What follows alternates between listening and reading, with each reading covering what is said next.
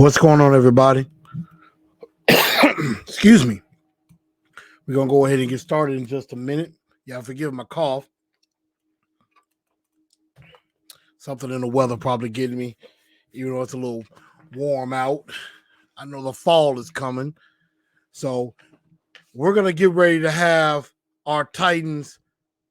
We're about to have a fan meeting because we all need to talk. We need to talk, and there's a lot of things that I think we all need to, that I need to get off my chest, that I think y'all may want to get off your chest, and we got to figure some things out about this football team. So it's some time to come to Jesus, and that's what we're going to do tonight. So we're finna have a meeting, and we need everybody to get on in here, file on in here, so that we can all have this discussion together and figure out some things about this football team. As y'all see, some of the main culprits on there, J-Rob and Mike Vrabel. And then we are going to get into the Raiders a little bit as well. So everybody get in here, share this show out, share it out to everybody. Tell them to come on in here. Tell all these fans come on in here because it's meeting time. And we're going to go ahead and get started, getting ready in 60 seconds.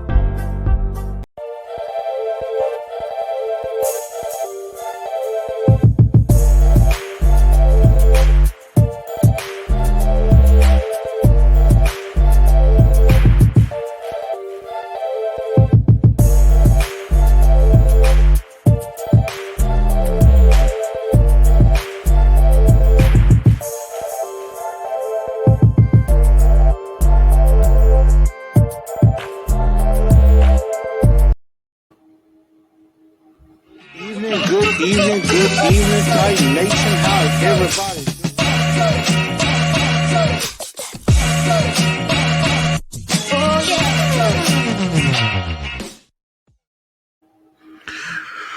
What's going on, everybody? Titan Nation, how's everybody doing? Welcome in to the TNT tonight, and welcome to our Titans fan only meeting that we need to have, because y'all, we need to talk.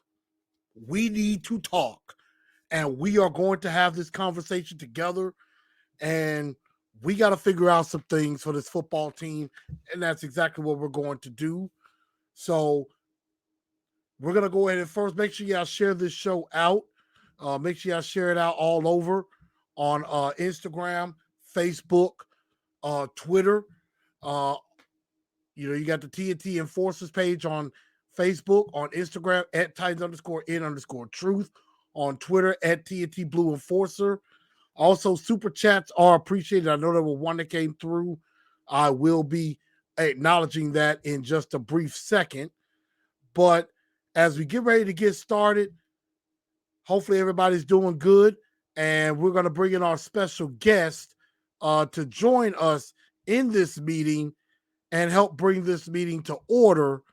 Ladies and gentlemen, I give to you from the 615 podcast, my guy, Mr. Lee Hillis. Lee, how you doing, sir? Good evening to you. Wish this was under better circumstances. I definitely do agree with that. And definitely make sure I hit that like button. And definitely subscribe to the channel if you haven't already. But yeah, I definitely wish this show was under more happier moments. But we got work to do. We got stuff to talk about. We got work to do. Derek Roberts with the super chat. Thank you for that. Says, thank you for ripping off the Band-Aid. Thank you for ripping the Band-Aid off. Wish you had a call line. That might be something that might happen in the future. That could be. I might put that in the works. I think that's something that could definitely happen. So Derek, man, appreciate the super chat. Appreciate all your support. Hopefully everybody is doing all right. And let's see. So I know we got some people on. Titan Fox says, well, I got a jersey. So yeah, that's acceptable. Titan Pratt, what's up? Derek Robinson said the rant will be epic. I don't know if it's gonna be a rant, but we definitely gonna talk. I see we got Miss Mims, we got DO9, Amy is in here. And Amy, make sure you get out to your fellow female Titan fans in here too. So we can get everybody here. Titan Hugo, Shane is in here. IMS Roadside is in here. Yes, sir. Welcome in. Let's see. We got everybody in here. So we got Ian. He says, I'm in the building. Steve Crosio. Y'all make sure I hit that like button. And we are going to go ahead and get into this conversation. So, first and foremost, we're going to give our final. Let's give before we really get into this meeting, and at 6:06 p.m., we call this Titans fan meeting to order. The Honorable Blue Enforcer at 615 Pod residing. And I'm just going to have to hurt everybody already with this. I think we all remember this. None of us wants to remember it, but we might as well. The blowout that nearly killed us all. 41-7. It hurt. It stinks. And there was so much wrong with this game. So, I'm just going to leave this up here for a minute because this is leading into the meeting that we're having right now. The fact of the matter is, I want this vision in everybody's brain. 41-7, that they got destroyed that way. And I am not doing this to torture everybody. I am not doing this to hurt anybody. Ian says, I'll calm down a bit since Monday Night Football, but if we lose to the Raiders or the Colts, then we're in serious trouble. And we're going to get into that. And thank you for the super chat, Ian. I definitely appreciate that. But the fact of the matter is this. I'm going to go ahead and take this down because I know this is giving y'all a lot of pain. Fall to 0-2. And it's not the fact that we're 0-2. It's how we got to 0-2. Because, as a lot of people have said, this was embarrassing. And as DO9 mentioned, Amy saying boo. Titan Fox said it was necessary to see where our flaws are. Ms. Mims was so mad she turned it off. I get it. And then he says, how long are we going to, how long is it going to be until we blame the real problem? Now, Lee, I'm going to let you come in on this. I was doing the live stream, and to be perfectly honest, I had to party to keep from being mad because I put out a post on Facebook and on Twitter, and I basically said, hey, I'm good. I'm not mad. I'm okay. And I know there were some people who commented on there, saying that they were mad and everything. Don't get me wrong. I was very disappointed. But I figured, I'm at a party, you might as well turn up and have a good time anyway, despite the horrific display we were witnessing. Power Hour says, I lived through the 59-0 loss. This was meant to me. So, my first question to you, Lee, and we'll get to the comments as we go along. How were you feeling watching this game? And now looking back on it, having a couple of days to kind of digest, what were your thoughts watching this game? Well, to start off that night, just seeing that final score 41-7, I'm like, how how do we lose that bad? Like, yeah, the Bills are a good team, don't get me wrong. But we should have been at least competitive with these guys. Absolutely. So And so makes that you wonder. night, so as I said, that night I went to bed mad. Woke I up the get next morning. Woke up the next morning. Still somewhat didn't want to talk to anybody. But now that I look back at the problems we had, I'm like, okay. And what I'm fixing to say goes back to when I was in high school. After a loss, I give myself 24 to 36 hours. 24 to 36 hours to sit and just ponder on it. But then I'm like, okay, after the 24 to 36 hours is up, I'm like, okay, on to the next week. yeah. And I like the sound of that. And it's like we're gonna have to move on. And it made me ask the question to myself. I understand the Bills are really good. They put it on full display. They were like a well-oiled machine. Oh, and the Bills are not only they're not the only good team in the league right now. The Miami Dolphins are also. Speed Demon. That's going to be a fun matchup this Sunday. If you would have told me that the Miami Dolphins were going to be 2-0 2 weeks in, I would have told you were crazy. I agree. But you notice the Dolphins figured out what to do. Surround Tua with real weapons. And he has not one, but two speed demons on the outside. And Jalen Waddle and Tyreek Hill. The cheetah and the penguin. The cheetah and the penguin. And they work well together. So They it they made me ask the question to myself. They complement each other very well. Yes. The question is, are the Bills really that good? Or are the Titans really that bad? Ooh. Well, if you look up to this point, Ryan, week 1, played a pretty good game. 2 touchdowns, no interceptions. But when he had to face a true defense like he did Monday night, you really see what this offense is made of. I agree. And I truly think this offense, if you look back to, what was it, 2019, 2020 season, or 2020, 2021, we were a top 3 offense. Yes. And then 2021, Todd Downing took over. We went from top 3 to 15th in the league. And it is.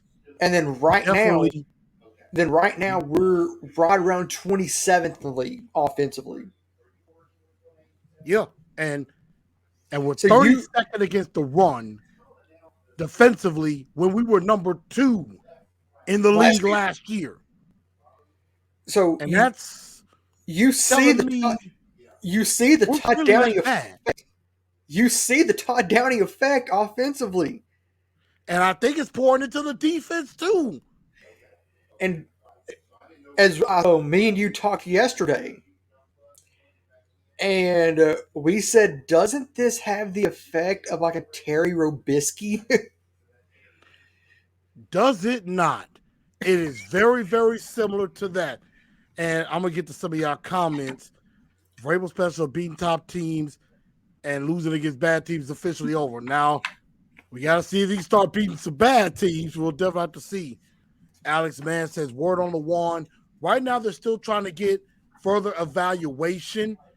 They claim, well, from what I've heard, that he's walking around, no crutches, no No brace, brace. but we still don't know. Well, there is something I did read um, from Buck Rising yesterday afternoon. Right. They were talking like he would be out for the rest of the year. Yeah, and then he came back and said, they're still doing further evaluation, and they haven't made it definitive yet, but the initial thought was that he's going to be lost for the year. Ty Fox says, ask a professional plumber or electrician to give you a fix for something broken.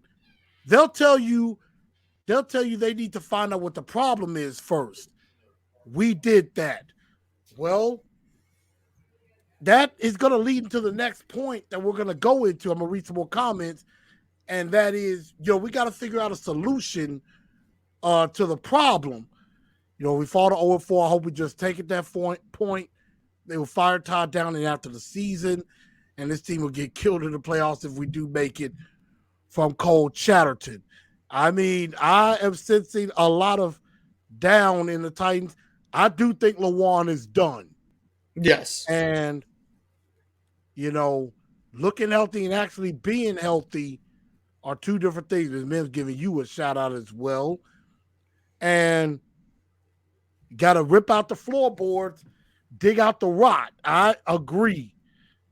And so and a lot of people are saying we are really that bad. Sherrod Butler saying that bad. Hugo that bad. I mean, I think everybody is saying we're that bad. The Bills are really good. AT says they're solid. Bills are solid. This Bills are like how we lost to Jets and Giants. Of course, we lost to the Jets last year. MH, VACR, mismanagement of the draft and free agents. And I mean, that is something that we're definitely going to have to talk about. And I think I owe everybody an apology. I think I was, during the live stream, more of a John Robinson apologist. And I would like to say I'm sorry about that. Because I had to go back and really think about things. And as I will give credit for J-Rob and Vrabel getting us out of the funk that we were in during the Ken Whisenhunt era. And Mike Mularkey started it and built it up. And Vrabel took it over. But J-Rob has made some mistakes. Big mistakes. Major mistakes. If we go back and look at his past drafts, Isaiah Wilson didn't play a single snap for the Titans on offensive line. No, not offensively. Special teams he did, but offensively, with the position he was drafted to play, no, he did not. No. And now looking at Caleb Farley, could Caleb Farley be a bust? I mean, right now it's not looking too hot for him either. And I think he needs time, but unfortunately, the way that things are going, time is not exactly on our side right now. And time's not your friend. And this tells me, and so we're going to go ahead and get off of the Bills game because I know that's depressing to everybody because there was a lot of things that went wrong. And I'm going to quickly go to the good, the bad, and the awful, and then I'm going to give my mission statement for this meeting. The good. The good. There was nothing good. The good. The answer is nothing. There was really nothing good that came out of this game. And there's been a lot of mistakes that have been made in this game. The line did not look particularly well. Nobody looked good. I mean, the first drive, and I'll give it to Zarice. Zarice is right. The first drive. After that, not really much else. Sherrod said the punter was good. Henry didn't get hurt. Traylon Burks stat games for the amount of snaps was given. I appreciate some of y'all having some optimism. I mean, some optimism. Not very much. I mean, we don't have very much optimism, but I can appreciate that. However, it wasn't a lot of good to go on, y'all. The bad has to be the defense because this defense has completely fallen off. Now, a lot of it is Landry being out, but Dupree got hurt midway through the second quarter with a hip. I believe he was limited today, which we'll get to the injury report later in the show. You have Christian Fulton's out, Farley struggling. Zach Cunningham, my goodness, has done a complete 180. Derrick Henry, and I know this is going to be an insult to everybody, but doesn't it look like Derrick Henry looks a step slow? I'm not saying he can't do it. I'm just saying, doesn't he look just a tad slow? Just a little bit. Lee? Derrick, I think, and I think I've said this before, I think Derrick is scared to go 100%. Maybe not trusting that foot completely. Exactly.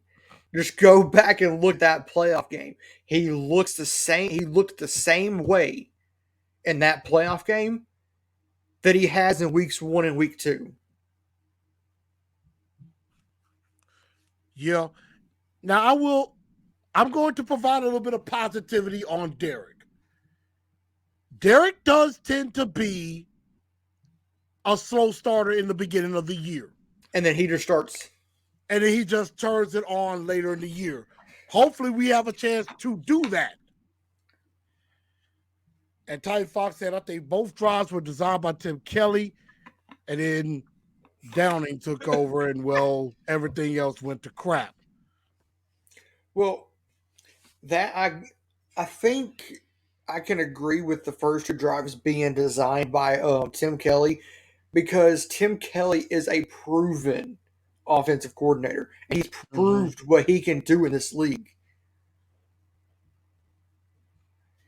Like Right. if y'all just go look at the show I did with Titans Rossi talking about Tim Kelly back in, I want to say it was February, I literally laid out everything for you on Tim Kelly. Tim Kelly has a huge background going back to his time at Penn State with then Penn State head coach Bill O'Brien. Followed Bill O'Brien to Houston. Started off as like a quality control person, then was, I think it was like 2019, became the offensive coordinator. But in 2019, he was not calling the plays. Bill O'Brien was. Right. And then 2020 till this last season, he was the offensive coordinator calling all the plays, everything. You saw how efficient that offense looked. You could get those big explosive plays. Just go back and look at that final game when Houston almost made that comeback to beat us. And look at Brandon Cooks, how explosive he was. Look at how explosive Davis Mills was under Tim Kelly. Mm-hmm. And you're right. And those are some definite facts on that. And, I see a lot of people commenting, telling Yo Kick saying, rebuild time. Ian says, we reversed the offense. Now we can score first drives, but can't make adjustments in the game like last year. Let's see, Derek Roberts says, Dupree 2 steps slow, lost 2 steps, Fulton practice today. That's a positive. It was more of a walkthrough today. Yes. But he was limited, so I mean that is a good thing. John Ripper says Henry looks too big, has to lose a little weight. I mean, honestly, He weighed in. Derek weighed in at 260. and that might be muscle. Let's see. Ian said, I'm not blaming Henry. Our O-line is atrocious. Now, Exactly. I want Yes. to get into that part because there are some who are saying, yes, Henry does look a bit slow, like Derek saying, he looks a bit slow. Hard for him to trust the line. Looks like he's easier to bring down from Titan Hugo. Looks like he ain't the same since he came back from the injury from Amy. But there are others who are saying the offensive line, like DO9 is saying that. And, that is very true. Go back to that comment by Derek that you were showing. I think is what it was. Let me see if I can find it over here. Let's see. Don't think he's had a chance to go yet. Every time he gets the ball, there's two people there in the backfield. Looks easier to bring down. But I'm going to say this. And I think Derrick Henry will still get it going. Yes. And I think the offensive line is the bigger issue than Derrick Henry.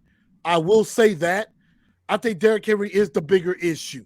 I mean, not Derrick Henry. The offensive line is the bigger issue. Derek made an interesting comment. Derek had made an interesting comment. Running back age. Derek didn't get to start until his third year in the league. Right.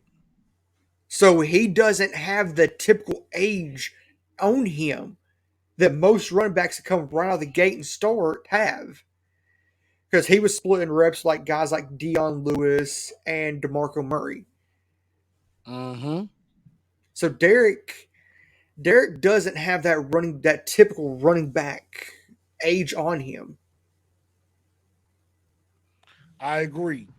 I definitely agree with that. And again, that leads to my awful. Derek still has time. And I think because I've always said it, Derrick Henry is an alien. He is built differently. He's going to figure it out. I think Derrick Henry will be fine. The awful, though, which is a lot, we got to start with the offensive line. The offensive line is absolutely pathetic. And we're going to quickly go down the line. Lewan wasn't really doing all that great before he got hurt, even though he got hurt in the first play. And then, there's something I do agree with that was said earlier. This is it for Lewan. I agree with that as well. And I'm thinking, do not be surprised if he retires after this season. And Shane, thank you for the super chat. And I agree with that too. I think no matter what happens, I think this is it for Taylor Lewan. I do. I think he's done as a Titan after this season. I do agree with that. And when he goes out, Dennis Daly comes in and was just god awful. Atrocious. I mean, was an absolute atrocity. And he, there was a stat that came out, and I can't remember exactly what it said, but I think PFF gave like a grade of like 18 for Dennis Daly. And that in the entire Giants game, I think the Titans gave up like 4 pressures combined. Dennis Daly gave up 6 pressures by himself and a quarterback hit. I mean, he looked like he was on skates from the word go and just stunk it up. Aaron Brewer looks like he is in over his head. He's too small. When, J-Rob says, oh, he's tougher than a $2 steak. Well, a $2 steak ain't exactly that much. Mm-hmm. If you're looking for a real steak, that's like a $25, $30 steak, a porterhouse, a big T-bone, ribeye. Or a cowboy steak. Heck, little hamburger chopsteaks are bigger than $2 steaks. So, he's in over his head. Ben Jones, I think he's coming to the end. I think it's just he's slowing down a bit too, although Ben Jones is still pretty reliable.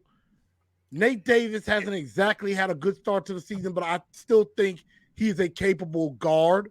Yep. And Nicholas Petit-Frere is a rookie. He's going to have his growing pains. And, this was going to be his first real test against a real defensive line. Rusher. And we're going to talk about this later. It gets no easier next week. And so Shane with the super chat, he said, before we go on, we should rebuild. We haven't won a home opener since 2010. We lost to the best team in football Monday. We can win the next 3 games. I like the confidence. The game plan after the first drive was bad. I mean, some of the formations was just horrible. Some bad penalties, messed up some drives that could have been going. Ben Jones had a big penalty and things like that. So I just didn't like the game plan. Starters getting pulled in the middle of the third quarter. But I guess that's waving a white flag. Caleb Farley, he's got work to do. He's got work. Yes, he does. He's got some learning to do because he has not looked good so far. And I agree with this. The awful. And I didn't even think about this. Ditch the pitch. A to Z Sports came up with that. I think somebody else did too. Ditch the toss play. It has never worked. It has not worked. It never will work. So they need to stop that. And I appreciate everybody being here. We got almost 50 in here. See if we can spread and get to 60. Definitely appreciate everybody being in here. I'm trying to get to all of y'all comments because I know some of y'all, they're flying in here. So I apologize I can't get to everybody. I know Akeem is feeling good about this. The bad is why is Todd Downing always taking over Coach Vrabel's job? Vrabel is the head coach, Ms. Mims. Vrabel is the head coach. And he oversees everything. Yes. He's allowing this to happen. So, let's see. Zari says, keep in mind, more than likely, Ben Jones is out after this year. Also, depending on how terrible we are, how many people Simmons will want to resign. I think Simmons will resign. Although I said that about A.J. Brown last year, we see what happened. He went bye-bye. But as I was saying, we have, as you said, a lot of big games coming up. But I was most of y'all know that last week I had Jill Jelnick on the show last week. And I'd asked him, like, what is the loss of Harold Landry? Is that a big reason that we've lost games? And she's like, I don't think so. She's like, I don't think so. It's not just one player. It's the whole unit. If you want to win games, you need this whole unit to wake up. I agree.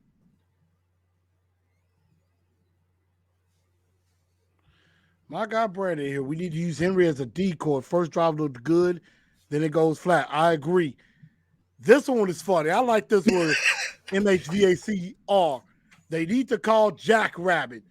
And Jack Rabbit was tweeting, saying, hey, for $3 million, I'll come back. I don't think they'll pay that much for him.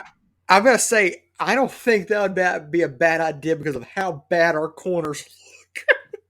Exactly. Like Mark Summer said, Avery, I'm like, why in the world do you have Trey Avery and Chris Jackson on Stephon Diggs? And I would rather take my chances with like a McCreary. Hell, I'll even go Farley, even though on one play on that fourth down, Farley looked completely lost. He was on him, and if Stephon goes this way, he goes this way. And I guess the coverage was man. He thought it was zone and just left them wide open. I'm going to say I this get is that they're nice. only winning 3 games this year, and And I'm going to say this. I'm going to say this as nice as I can. We've crapped the bed in the first 2 games, especially against the Buffalo Bills. And that leads to the moment of truth. You perfectly said it, and it leads right to that. So everybody, here is a dose of reality that we're going to start with. So now we're really going to have this conversation. And like Derek Roberts says, I want 50 likes too. Every last one of y'all that's in here, like it. Here is the thing. The Tennessee Titans suck right now. Let me say that one more time. The Tennessee Titans suck right now. They are terrible. They are horrible. They stink in every facet of the game. Offense, defense, special teams return-wise, punt return, and coaching. All of it stinks. They all suck. And I know some of y'all are not going to like hearing that, but you got to face the facts. Face reality. Now, I am not saying that they cannot turn this around. I think overall, this is a very good football team. The problem is they are not good right now. They stink right now. They look like one of the worst teams in the league at this moment. Again, I'm not saying they can't fix it. I'm not saying they can't turn around and get it right. Which the next 2 games are going to be very telling. But right now, they suck. Vrabel has come out, and I know a lot of y'all have wanted Downing gone. A lot of y'all want change. Even Tyreekis from Rated R Titan Fan started a petition, and it got put on the news about wanting Downing gone. And it's got like 1,200 signatures already. Over 1,200, almost 1,200 signatures. And that was as of, I believe, Sunday. Or no, as of Monday. 1,200 signatures. Tuesday. I too have signed it. And I've said this before, I'll say it again. I could probably call a better game than Todd Downing. I think a lot of us can. Like, I was in your live, when was it? It was right after the Giants game, which I think was last Wednesday, I want to say. Last Tuesday or last Wednesday. I would have literally called something different other than that end around to Chig right there on 3rd down and 1.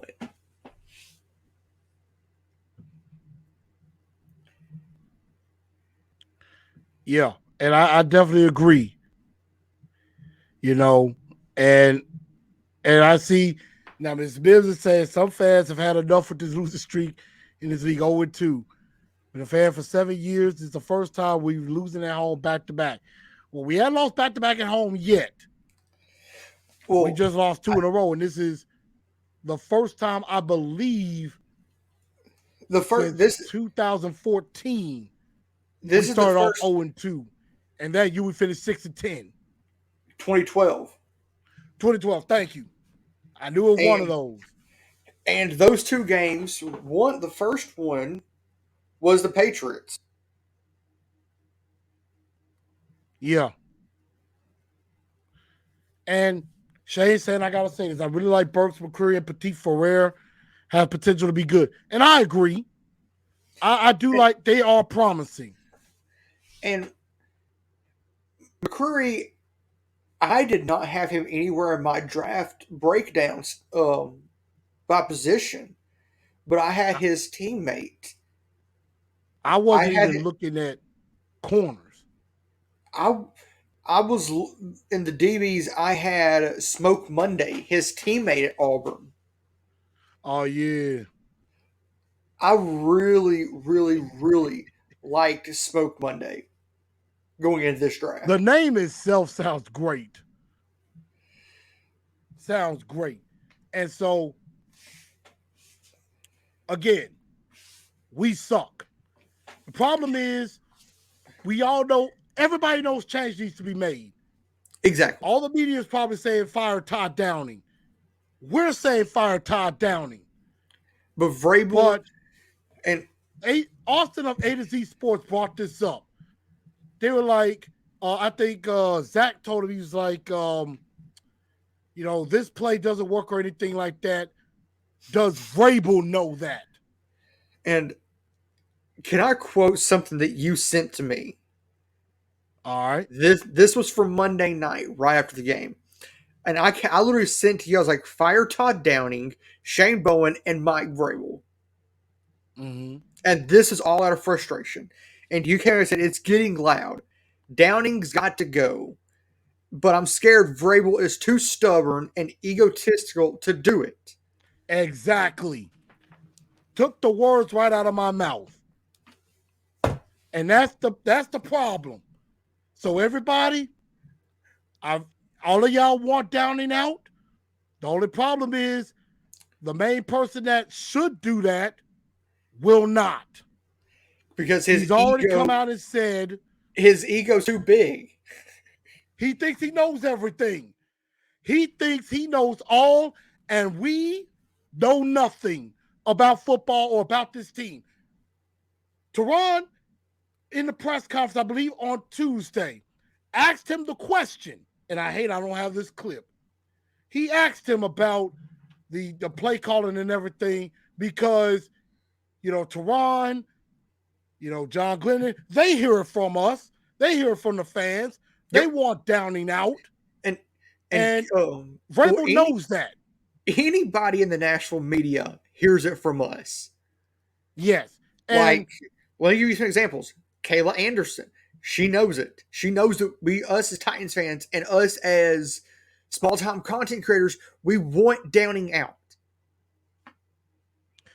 Yeah, and because of reasons like this, Titan Fox just brought it up. That one formation is the perfect reason to fire him. You have an empty set. You got Henry out wide on one side, Torrey Carter out wide on the other side. And then you have Burks, Hooper, and Swain. What kind of formation is that? And the formation that I would have ran, which you already know, it's white right gun. The R in that tells you what end to line your tight end up on. X Jet, and in this situation, I would put Kyle Phillips as your X. Right. I don't know why Phillips was never in the game. And so. And then, of course, the back end of it is 646 Flood, which in this play, you would have your two outside receivers, your 1 and 2 on a 9 route, if you want to get technical with it. Right. Which is a go route. And then, but you could mix in a little switch up in this play where you could go put Chig in as your Y receiver. Mm-hmm. And have him either on a seam or a post. Those are it's basically an option route. And then have Phillips come off that jet and into a bench route underneath. Loving some of these comments. I love some of these comments. But and we're going to definitely talk about that. But yes, Todd Downing should go, but Vrabel's not going to do it, y'all. So don't hold your breath. Vrabel, just like Lee said, he quoted me because I did say that Vrabel is too stubborn and egotistical to do anything about it. And we were talking about this last night. It feels exactly like Mike Mularkey and Terry Robisky.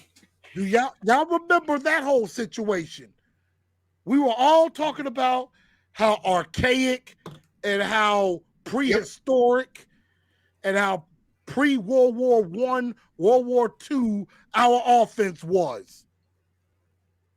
I mean, dinosaur type offense. And But we all want Robisky out. I sort And of got I sort of like that offense because it was smash mouth. it was Basically better run than it. this. It was like you run it until they stop you. And if they start loading the line and start loading the box, then you go over their head. It's better than this. And And D09, we've been I was saying it for the longest. I was going to say DO9 hit it around the head, pass to set up the run. And they won't do it. And if I was the offensive coordinator, that would not happen. Yeah. Use the pass to set up the run. And that's exactly what happened in that situation. John Robinson went to Malarkey and said, hey, we want to bring you back, but you got to get rid of your offensive coordinator, get a new one.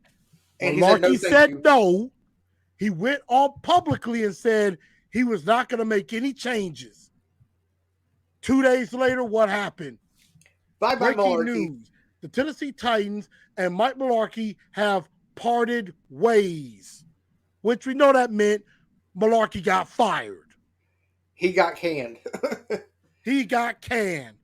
He took the fall for his boy. And I have a feeling Vrabel is heading down the same road because J-Rob ain't stupid. As bad of some mistakes he's made, now he ain't going to let Vrabel cost him his job. I'm going to say this right now. Don't be surprised. And we were taught this last night.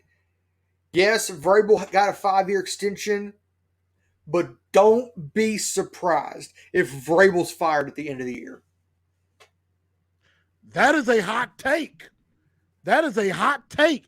And it's not a bad one either. It is not a bad one either. And I think some people can agree.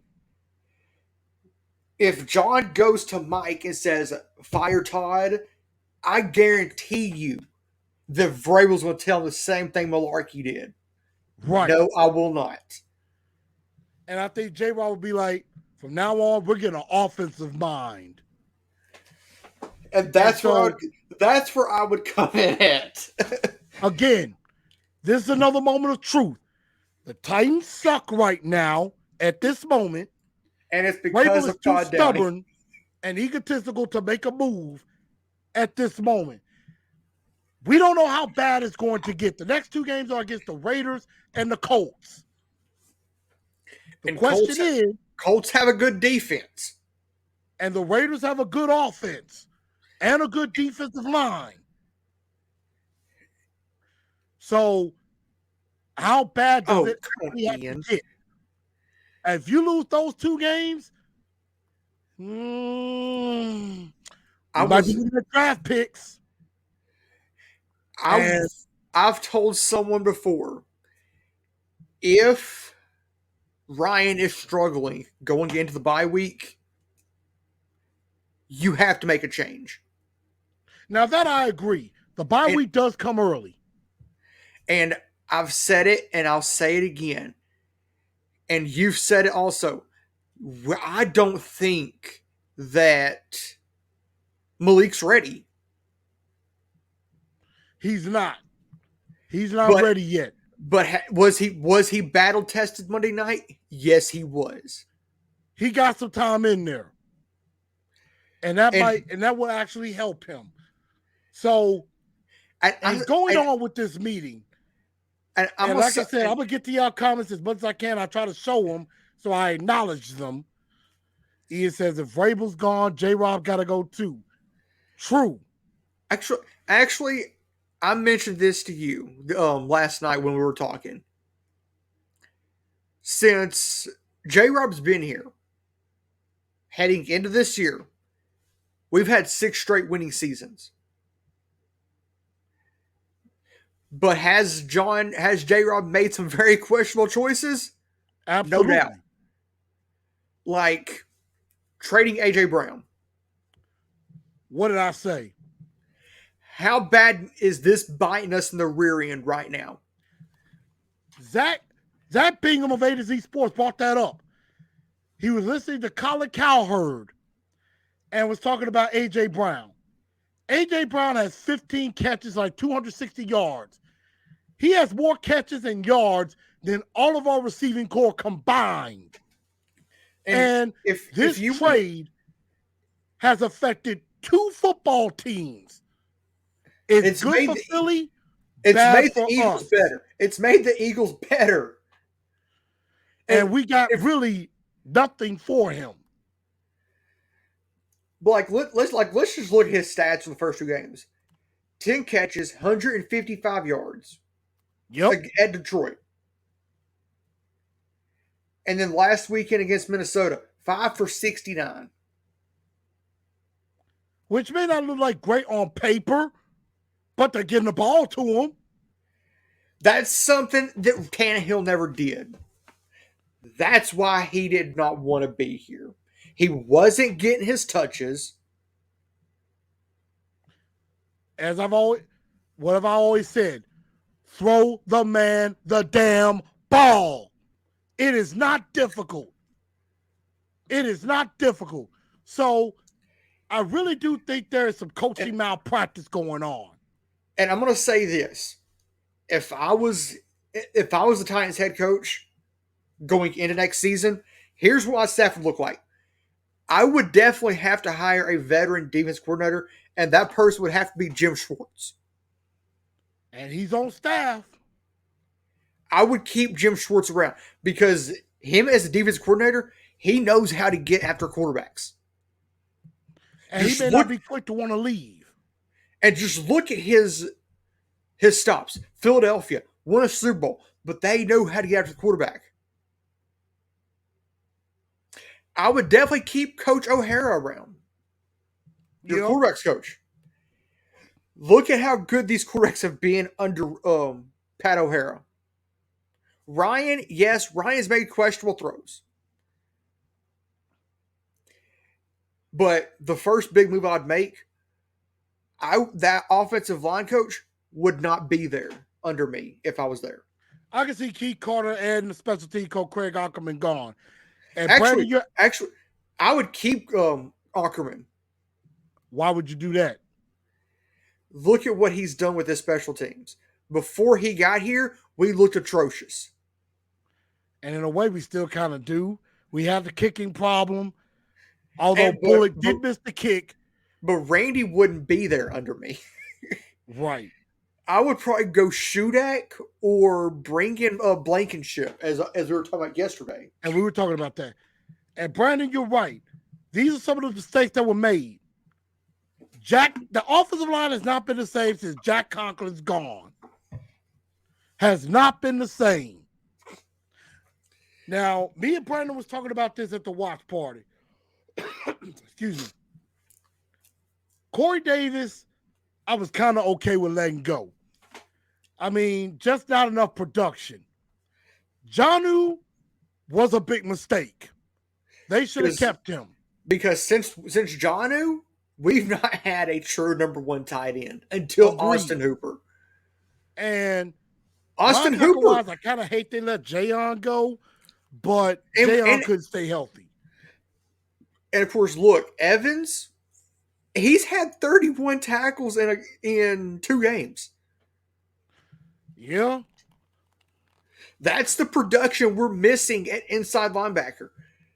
Cunningham has looked slow. Cunningham is not looking like Cunningham. Yep. And AJ wanted to be paid. And let's quickly end this on AJ. This is my thoughts on that. Yeah, and y'all have heard me say this. Traded AJ was the biggest mistake they ever made. They should have paid him. And a lot of people are talking about, well, he didn't want to be here. He didn't want to be here. That's a bunch of bull crap.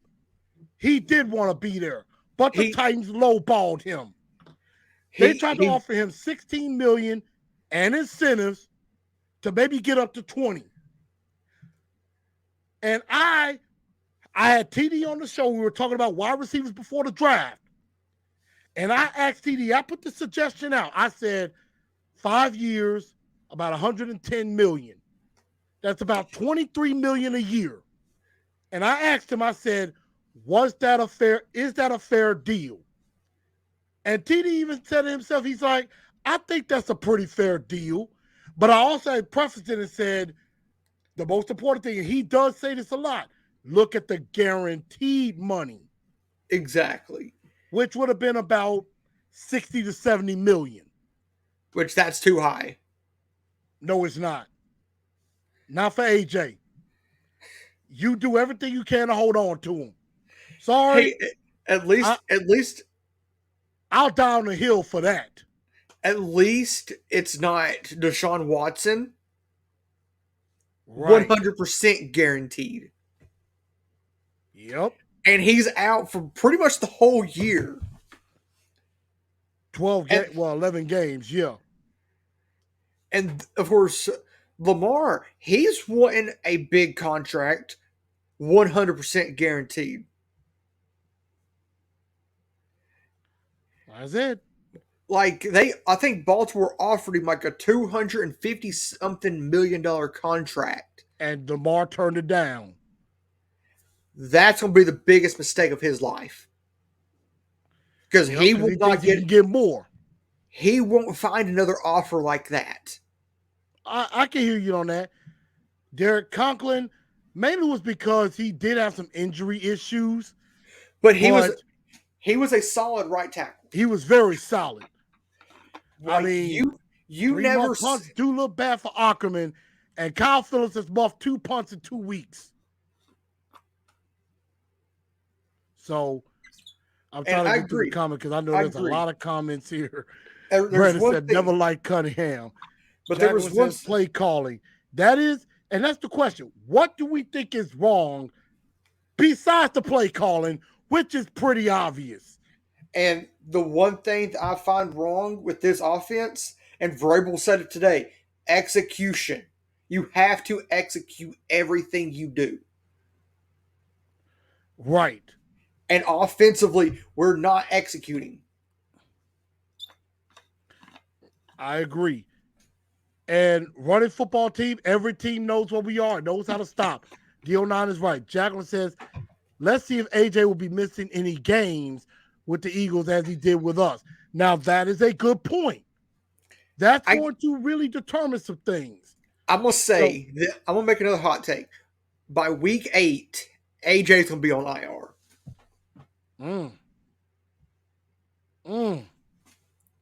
If Vrabel loyal to his friend won't make any changes. True. That's going to be the downfall of Vrabel right there. I agree. Don't bring up the tight end sweep. Cruel punishment. Oh. And then Jacqueline says, I hope Phillips' confidence is not broken. I really feel like he's going to be a great player for. And I do too. I think as a slot receiver, I think he can be very good. Maybe just not as a punt returner. But that's the thing. There's a lot wrong with this team besides the play calling and besides, Downing and Vrabel's ego. There are a lot of injuries. We talked about the offensive line. They really don't use the receivers. Robert Woods is not really getting a lot of targets. They start with Burks early, don't go to him later. I haven't even seen much of Chig on the field.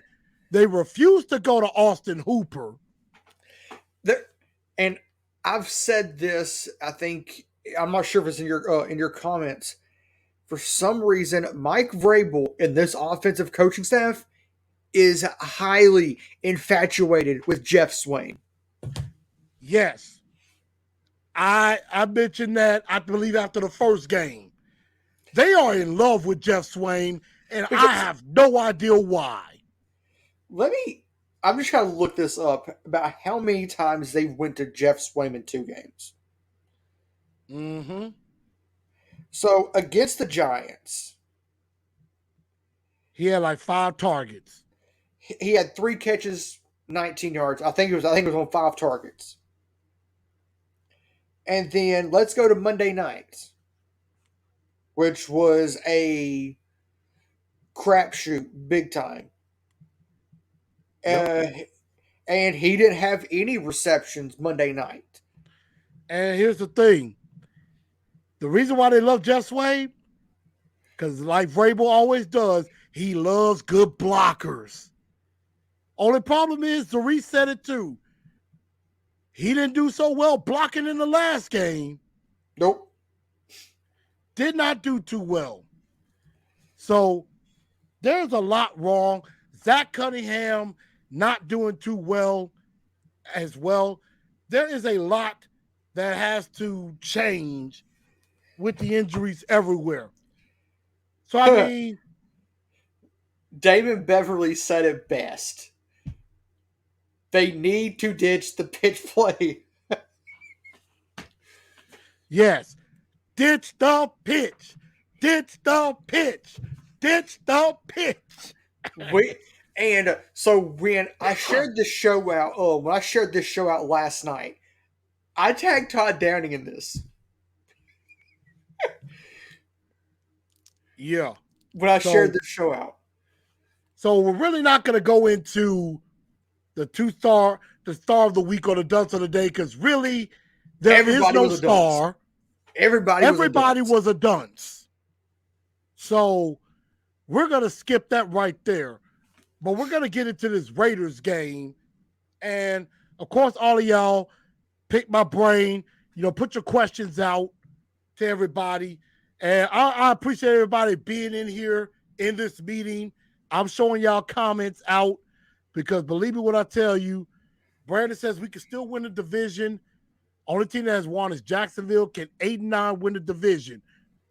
At this rate right now, could happen. I'm gonna say this. I think the AFC South will be the worst division in the NFL this year. Agreed. We're not looking too hot. Everybody sucks. I'm gonna say this. The division could probably be won with 6 or 7 wins. Yep. Could be a losing record and get in. And hypothetically, how funny would it be if the Titans won the division at 5-12? Right. Or 6-11. Yeah. And Ty Fox, here's the thing with the Rams philosophy. Yes, they spend a whole lot of money, don't know how they're doing it with very little on the cap, but they have a rich owner. They have a rich owner who could just shell out the cash. Yep. He can shell out 100%. the cash. Stan Kroenke has billions of dollars. And not he's just actually millions, billions of dollars. He built SoFi Stadium single-handedly. Did not have to ask the city for a dime. And that's why I wish our owner had deep pockets. And I know Amy is trying off of the oil money, but she ain't got nowhere near that kind of money. That Stan Kroenke does. Exactly. Stan Kroenke, worth $12.9 billion. So he's worth more than Jerry Jones. Well, Jerry Jones is worth about $16 billion. So they're right there together. Yeah. They're right there together. And I mean, look at this. The whole Kroenke family is just dripping in money. His own wife, Anne Walton Kroenke, is worth $8 billion. And she's the heir to the Walmart fortune. She's an heiress to the Walmart fortune. So her and Stan combined are worth almost $25 billion. They swimming in money. Excuse me. But here's the thing, and we're going to get into this Raiders game, because if any team can do it, Vrabel's team can. Titan Rossi says, like you said, CJ2K said we might have the worst division than them Eagles a couple of years ago. And that is true. Yep. If we win the next 2 games, we're back in this thing. Why do we want to get bald and bearded? I'm not sure what you're asking right there. Let's see. Ms. Mims says, if Coach Vrabel has won a Super Bowl with the Pats and now a head coach for the Titans, why couldn't he take this team to the Super Bowl 3 times in a row? Because there's different personnel. He did that as a player. He was a player taking them to the Super Bowl. He obviously didn't have the perfect defense in Houston when he was there. Paulie D, I see you in here.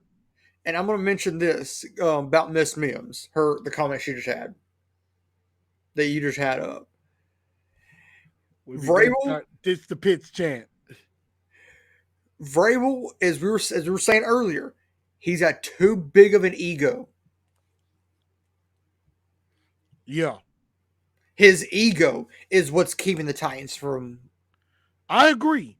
And I said that before too. Vrabel's arrogance could destroy this football team. And we're starting to see a little bit of the cracks.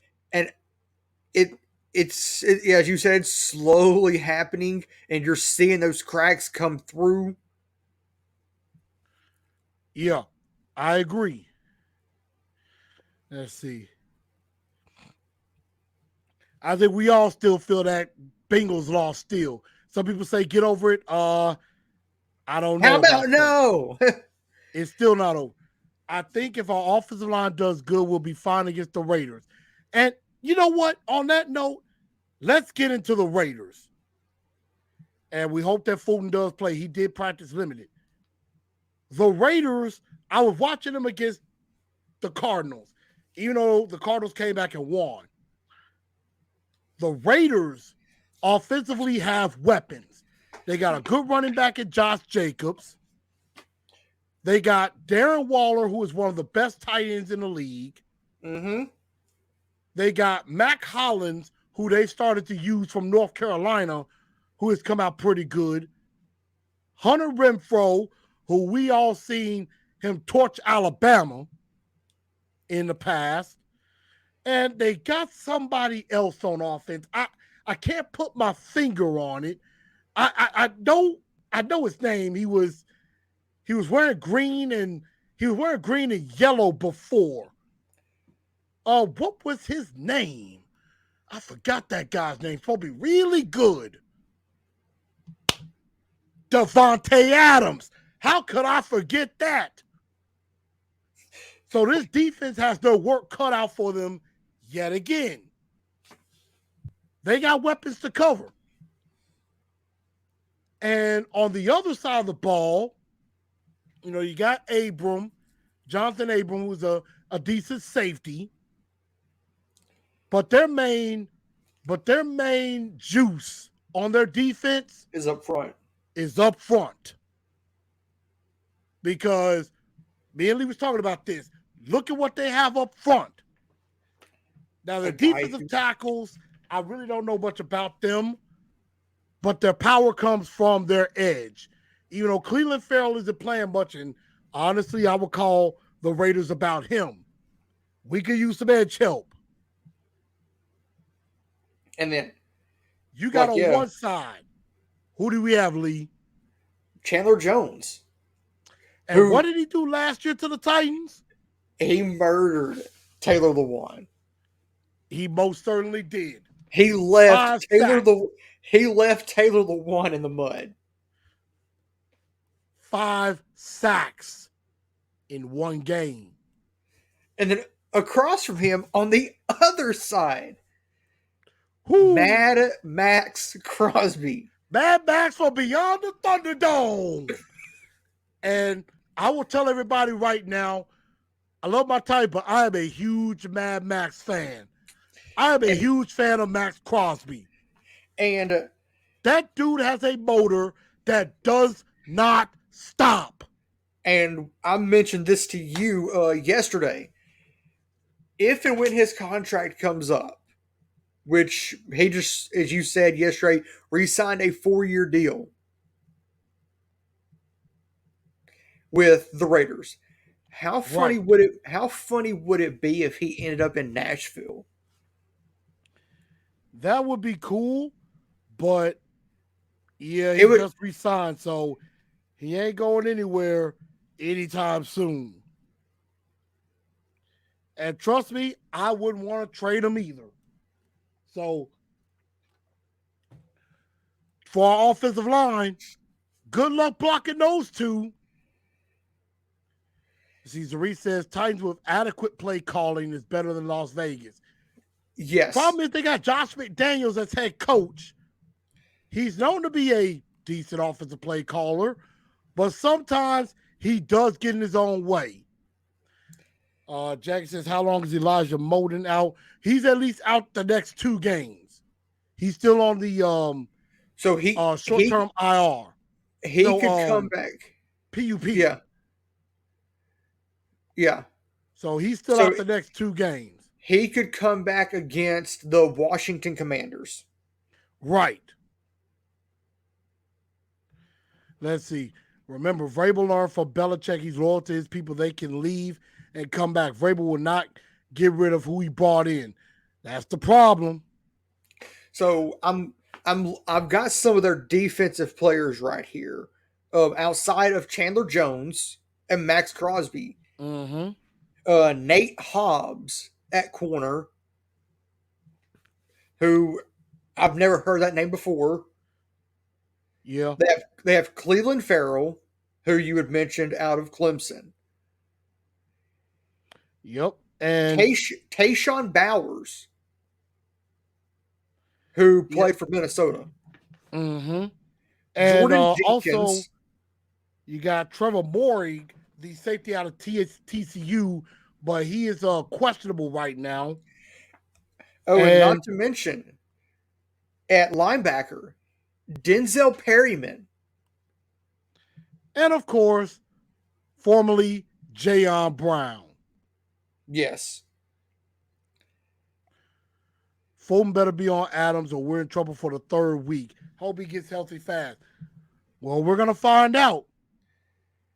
And Hunter, go ahead. I'm sorry. Also at safety, they have Deron Harmon, former New England Patriot. Deron Harmon. Yeah, they definitely got some depth. Matthew Butler at defensive tackle, who played at the University of Tennessee. Mm-hmm. And so I really think the Titans do have some chances to possibly make some noise here, although Hunter Renfrow in the slot could be very dangerous. And exactly. You got Darren Waller, like I said, who's very good. So, I mean, CJ, you are not wrong on that. Struck is in here. What I would do, I would not run nickel. I would actually run a dime defense. Put 6 DBs out there. You might have to in this situation. Because but then that could make a suspect to the run. But I'll take my chances. Brandon says, Raiders don't have corners. Can we make this a shootout? This is the game to unleash a passing game. I would say that if the offensive coordinator was anybody other than Downing.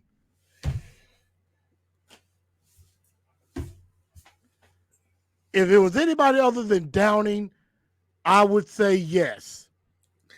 But Todd Drowning could cost us. I'm like, Downing just texted me and asked, what is adequate play calling? Oh, no. My God, I got to highlight that one. That is beautiful. That is beautiful. That is the comment of the night. Hilliard was limited, so we'll definitely have to see if he could do anything. Here's the injury report.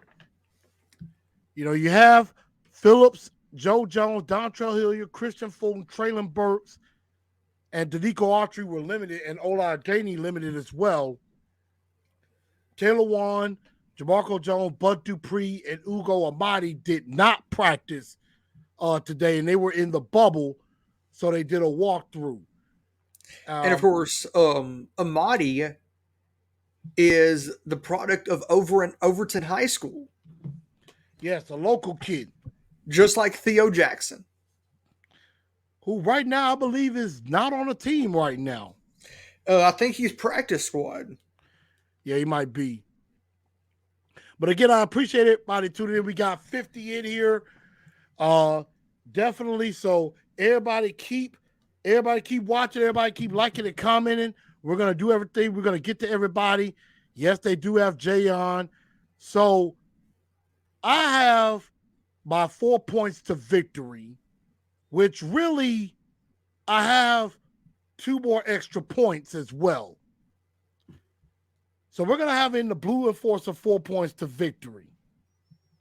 What can the Titans do to win this game and get back in the hunt, get back on the saddle, get things right? Number 1, stop with the missed tackles. Wrap up and tackle. First 2 games, you have had some struggles wrapping up and tackling. Not good for anybody. You have got to wrap up. Number 2, limit the big plays. Yep. That's all we gave up all night against the Bills were big plays. You got to limit that. Who was the corner? Avery and Jackson combined gave up 3 touchdowns alone to Stephon Diggs. Well, 2 of them, definitely. Caleb Farley got lost on the other one. Well, still, the secondary needs to wake up. Absolutely. I definitely agree with that. Because if they don't, we will have another repeat of Monday night. You're right. You're absolutely right. And Titan Fox says, Cunningham, Long, he's talking to you. Yes, I am. I'm really talking to the whole defense in particular. Even Big Jeff. Even Big Jeff. Big Jeff. Now, to the offensive side, number 3, make some adjustments after the first drive. First drive usually looks pretty good. Yes. After that, it seems like he has no idea what to do. Downing doesn't. You got to be able to make some adjustments and sustain these other drives that you have. Downing looks like a deer in the headlights. Exactly. Number 4. He looks lost. Very. And number 4, and this is a very important one. Stop with the dumb penalties. Penalties kill drives. Ben Jones, Aaron Brewer, he's talking to you. Exactly. Because Ben Jones killed a very good drive that was promising. Got, I believe it was like a 2nd and 15, had a good cross to Robert Woods for 17, but got called back for illegal hands to the face. Which was that face mask. And those type of things kill drives. And I believe you had the sack on that first down.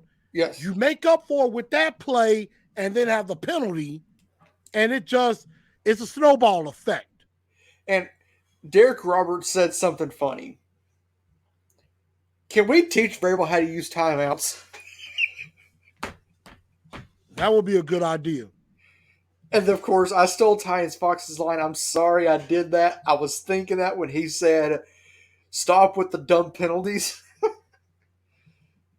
Exactly. I said you stole his line. So, I mean, you got to stop with the penalties. And a couple of extra points. Yes, we got to try to get the run game going because I think against this Raider defense, you could run the football. And also, Rocky Gitt mentioned it. No turnovers. If you can play as clean of a game as you can, do it. Show some fight. Exactly. In this game. Show some fight in this game. And that's the thing that they need to do. You're in front of the home crowd. Show some fight. And Dion said, disappointed in Long. I'm disappointed in Long and Cunningham. And Cunningham, he was supposed to be one of the best players coming in here. Yep. but he's looked like his rookie. He looks like a rookie out there. He does. He looks lost. And need to field punts. Yes. No And- more muff punts. And when you're forced to punt, flip the field position. Make them start from inside their own 10. And that's where Ryan Stonehouse can come in. But the coverage has got to get down there. Because if they don't, and that gets the coverage, it goes into the end zone. Because we know he has a boomer of a leg. Yes. So, Ty Fox saying it. Like and subscribe, y'all. Go right ahead. It was definitely embarrassing to watch. But those are some things that can be done that the Titans can get this win. Lee, do you have any other other point you could add? Well, for me, the big one is who was this set at? It was eliminate turnovers. You have to eliminate turnovers. No turnovers. Play a clean game, and defensively, if you can get your hand on the ball, do it. Secondary, if you can make an interception, do it. Right. And if you're rushing and you can get your hand on the quarterback, do it. Exactly. And I've said this, and I'm going to say it again. Everybody on this team, yes, even Todd Downing, do your job. 100%. Do And your job. if you go back and listen to what Bill Belichick preached that whole Super Bowl run, when I think it was the year they played Atlanta, he preached the whole play, your job. Exactly. And that's what's going to be the key. So now, with all of that, and of course, you got to try to limit Devontae Adams. You got to limit Josh Jacobs in the run game. You got to do something. And limiting Josh Jacobs is where Jeff and that interior defensive line will come into hand. I agree. And so now that leads me to the moment of truth. Who wins this game? Jeff, I'm going to let you go first. And guys, y'all comment as well. I think we've had a pretty good meeting. I think a lot of frustrations and a lot of concerns have been put out. Might have to make this a thing. Titans fans, don't hate me for this. I've picked the Titans to win the first 2 weeks. They've lost. I'm going against the Titans on this one. I can understand. I can understand. I picked the Titans to beat the Bills 33-30. They got blown out. I picked the Titans to beat the Giants 35-7. They got beat. So I'm taking the Las Vegas Raiders on this one. 28-24. Okay.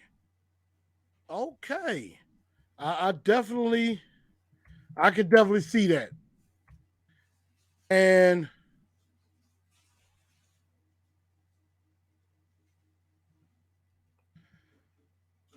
I've had a hard time with this.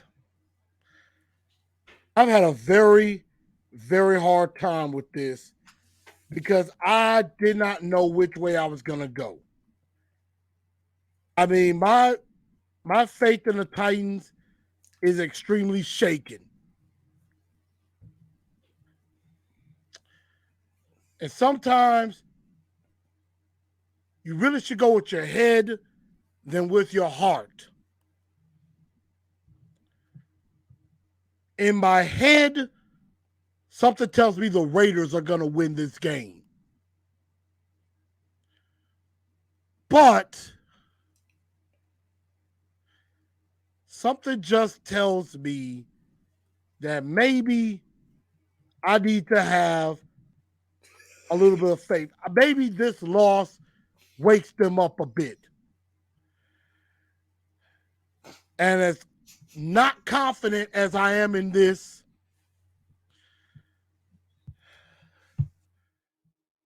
I'm going to go with my heart and with my gut. I'm going to say the Titans squeak this one out 30-27. But I'm not very confident in this pick. I'm really not. This is going to be a dogfight. Two desperate 0-2 teams coming in here. And, we see some others. CJ says, as much as I'm a fan, got to keep it real. We're going to lose. Titans have showed me nothing, and the Raiders have way more talent. And I agree with that. They do. Go look at what Titan Fox said. Yeah. Metal Madness. Raiders going to win. Titans just aren't good enough to hang. Sorry, the offense is garbage, and the defensive, the D leg is way shakier. The defense is way shakier in the secondary. And I agree. And, I mean, we got injuries. Dion says we're going to fall. And I think Paulie D says I cannot pick against the Titans. I get it. Titan Fox says we can win, but it'll take a lot of work and a lot of duct tape over Downey's mouth. Amy's going with the Titans. Let's see. Get into an offensive flow. Get the offensive sync. Big Jeff got to be like Aaron Donald. I agree. I know Miss Mims does not like going against the Titans, but we got to keep it real. Again, I am picking the Titans to win, but I am not 100% confident. Honestly, I'm not even 50% confident in this pick. I'm about maybe 30% that the Titans could pull this off. And I'm just being honest, y'all. I'm sorry. We're going to keep it real. That's what this meeting is about. I think the Titans can win, but Todd Downing could easily mess this up and could have us getting embarrassed at home again. And the Boo Birds could be coming out. I already got Raider fans talking crap to me in my own family. Oh, no. So I have to deal with that. Shane says Titans 24, Raiders 20. That could be good. Bibb says I'm on lockdown. Taking a break because, she don't want to end up in the hospital. I get it. I smell a 5-sack game for this Titan defense. Henry will have his first 100-yard game. We going to see. Isaiah says, my faith is at an all-time low, but I have a tiny bit of faith.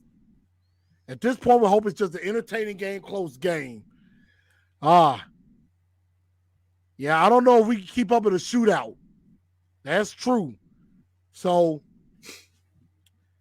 that's going to pretty much about do it. I mean, we've had a lot of good discussion here in this meeting.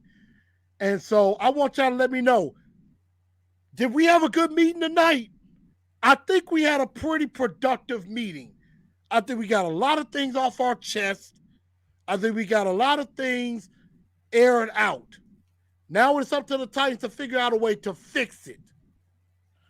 So, yeah, Bald and Bearded might be right. They could start flexing us out of those primetime games if we don't get it together. So I definitely agree. So I want y'all to give me a comment. What did y'all think of tonight's meeting? Tonight's fans-only meeting. Do we call it a success? Do I think we aired out our grievances? We got a lot. Let's see. David says 22-17 Titans. Titans got to show if they can score more than 20. Amy says yes. Titan Fox says to both of us, thank you both for a great show. You guys are awesome. And the fan interaction means the world to us after another tough loss. I agree. Brandon said 24-21. Rocky says, great show as always. I put the angry emoji for but she still love you, man. She still love you. We ride or die for the Titan, but we got to keep it real. Ms. Ben says, an awesome meeting, great meeting. Paulie D says Raiders 28, Titans 28.5.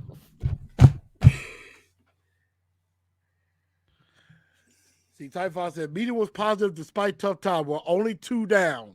So let's effing go. Love it. Lee, as we get out of here tonight, where can everybody find you? Yeah. You can, of course, Twitter at podcast615, Instagram at _615 podcast. And of course, there is TikTok also, where I do live streams during the live shows. And that is at Lee Hillis on TikTok. Spotify, you can search the 615, or you can search Lee Hillis on Spotify.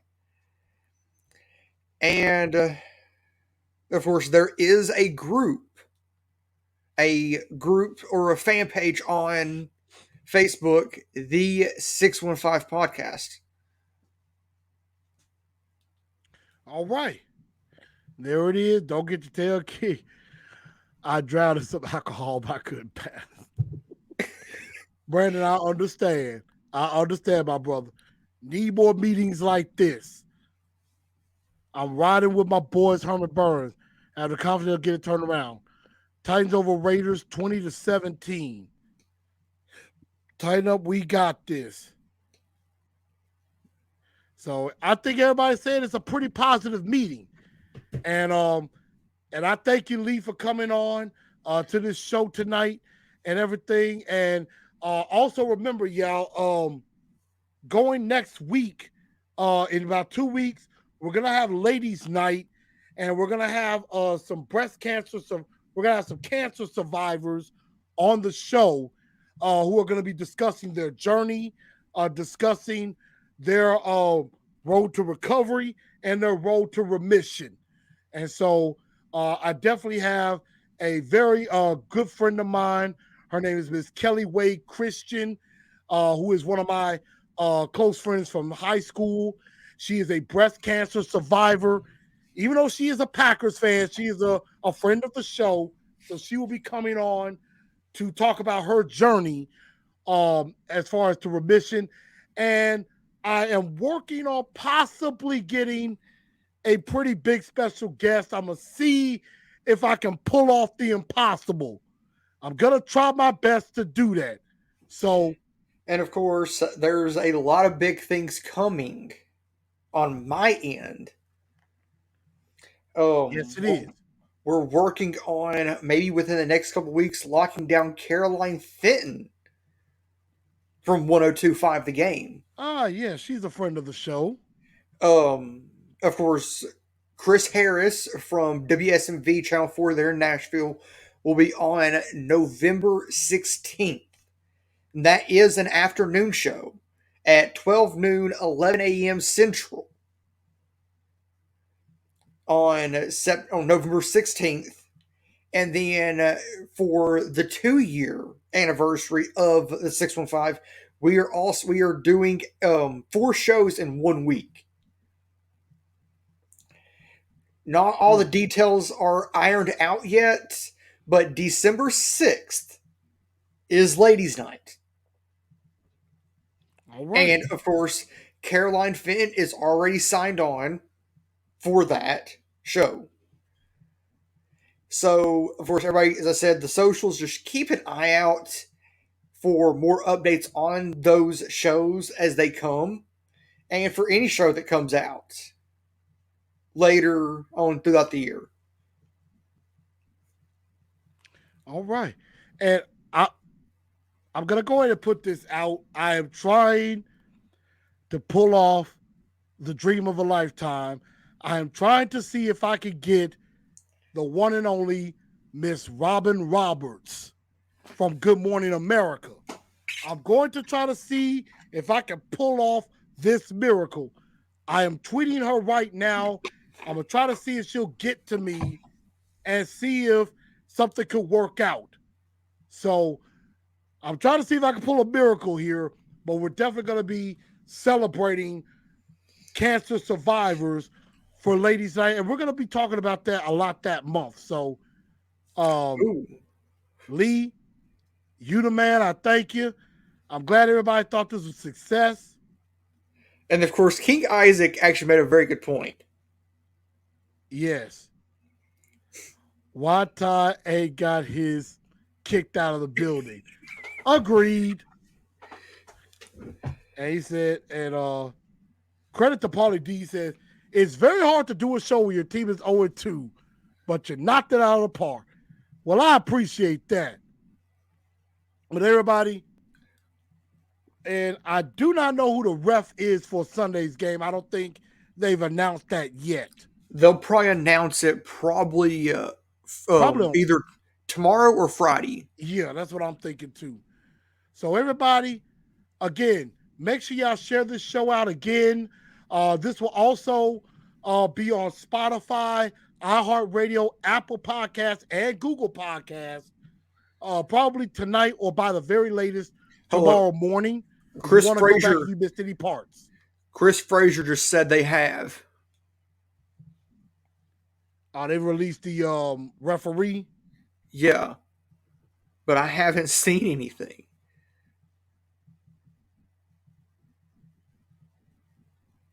Yeah.